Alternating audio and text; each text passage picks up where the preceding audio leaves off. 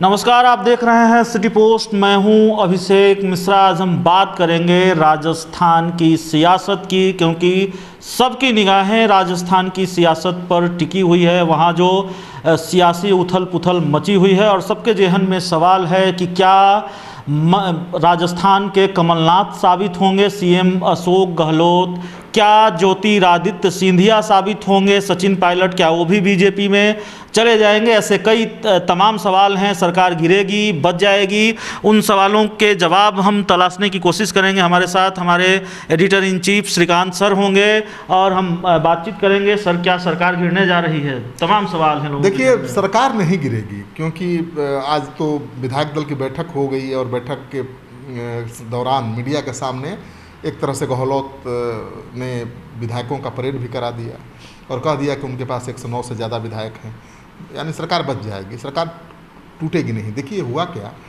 कि दिल्ली में 30 विधायकों के साथ सचिन पायलट के जमे होने की खबर है, लेकिन जब बीजेपी से कोई बात नहीं बन पाई, अब बनने का कोई कारण नहीं था। जब तक आप सरकार नहीं गिरा सकते हैं तब तक बीजेपी के पास क्या प्रस्ताव लेकर जाएंगे आप। तो उसके बाद उनके विधायक भी टूटे, आधे टूट गए और विधायक दल की जो बैठक हुई उसमें बहुमत दिखा दिया गहलोत ने। तो सरकार तो नहीं गिरेगी, सरकार बच गई।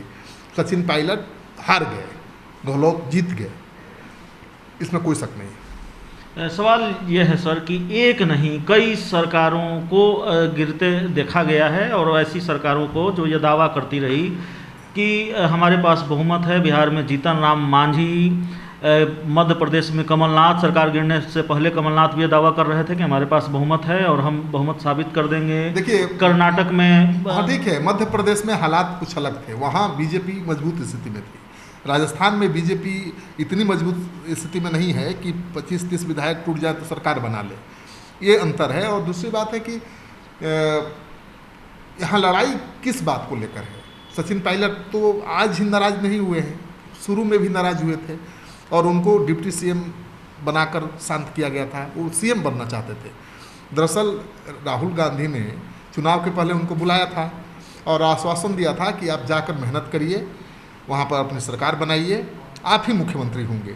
उन्होंने मेहनत की, बहुत मेहनत की, बहुत जोर लगाया और सरकार बनी है। तो उनको लगता है कि उनकी बदौलत सरकार बनी है, उनकी बदौलत कांग्रेस सत्ता में आई है। क्योंकि कांग्रेस का कोई क्षेत्रीय नेता छत्रप मानता ही नहीं है कि आला कमान के कारण सब कुछ हुआ है। वो तो मानता है कि हमारी ताकत है, हमारे क्षमता के कारण पार्टी की वापसी हुई है।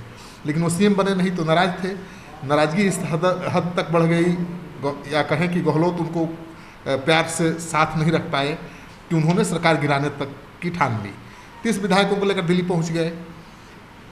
बीजेपी के साथ जाने की अटकलें लगाई जा रही हैं। अभी भी ये तय नहीं है कि वो कांग्रेस में ही रहेंगे या बीजेपी के साथ जाएंगे। कांग्रेस के गहलोत को तो हराने में सक्षम नहीं हुए, लेकिन फिर कांग्रेस में उनकी वापसी होगी, इस बात को लेकर आपके जहन में सवाल उठ रहा होगा।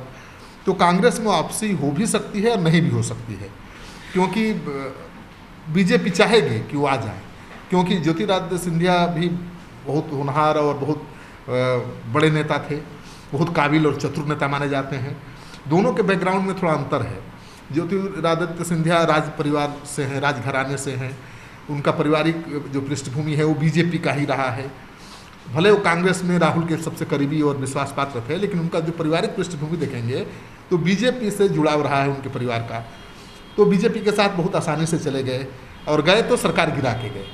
लेकिन सचिन पायलट में दम नहीं है अभी, उनसे ज़्यादा मेहनती हैं। इनका सचिन पायलट के पास जो कुछ है अपना है, उन्होंने मेहनत करके अपनी ज़मीन तैयार की है। राजस्थान में एक बहुत बड़ी ताकत बन चुके हैं, लेकिन इतनी बड़ी ताकत नहीं बने हैं कि अपने बलबूते पर सरकार बनाएं। लेकिन बीजेपी के साथ जाएंगे तो बीजेपी की ताकत बढ़ेगी। हालांकि प्रियंका गांधी को सोनिया गांधी ने उतार दिया है और वो मनाने में जुटी हुई हैं। अब देखना यह है कि प्रियंका गांधी उनको मना लेती हैं या वो बीजेपी के पास चले जाते हैं। मानेंगे सीएम पद से कम बात पर नहीं, वो तो डिप्टी सीएम थे, तो उनको तो सीएम की कुर्सी चाहिए। अब वो कुर्सी मिलेगी नहीं, क्योंकि गहलोत ने अपनी सरकार खुद बचा ली है। तो मुझे लगता है कि अब कांग्रेस में जाने की संभावना कम है।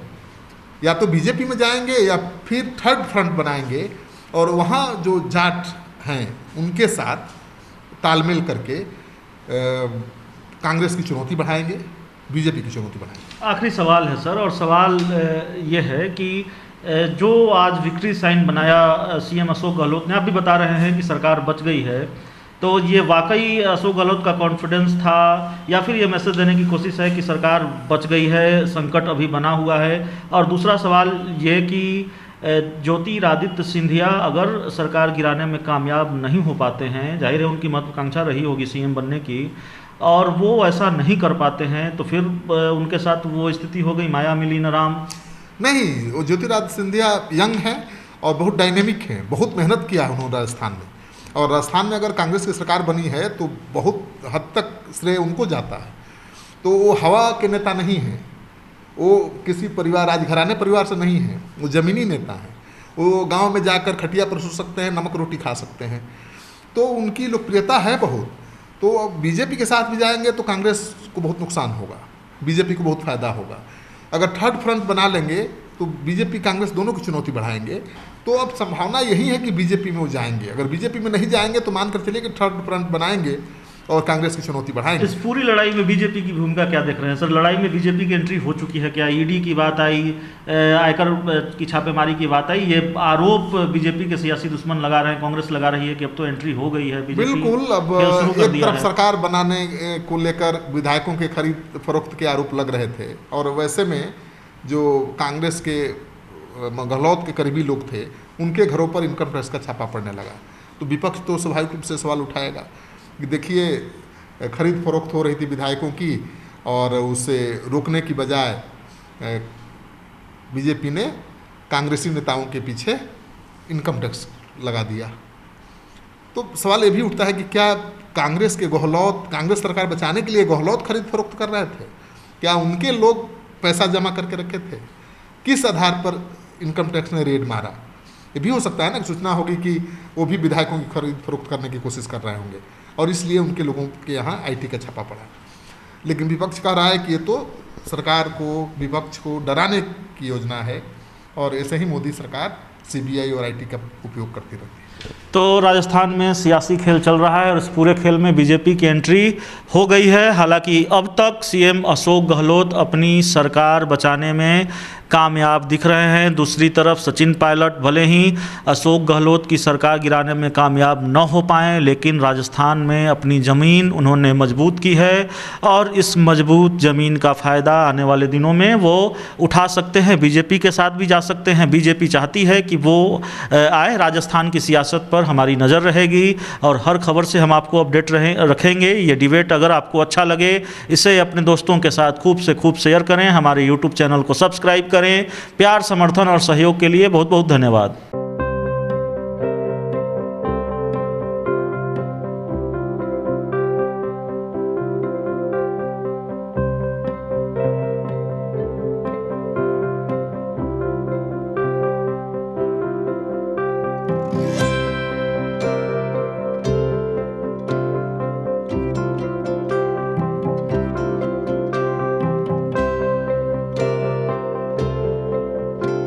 एक जिंदगी बचाने वाले को हीरो कहते हैं और 1000 जिंदगी बचाने वाले को हेल्थ केयर वर्कर।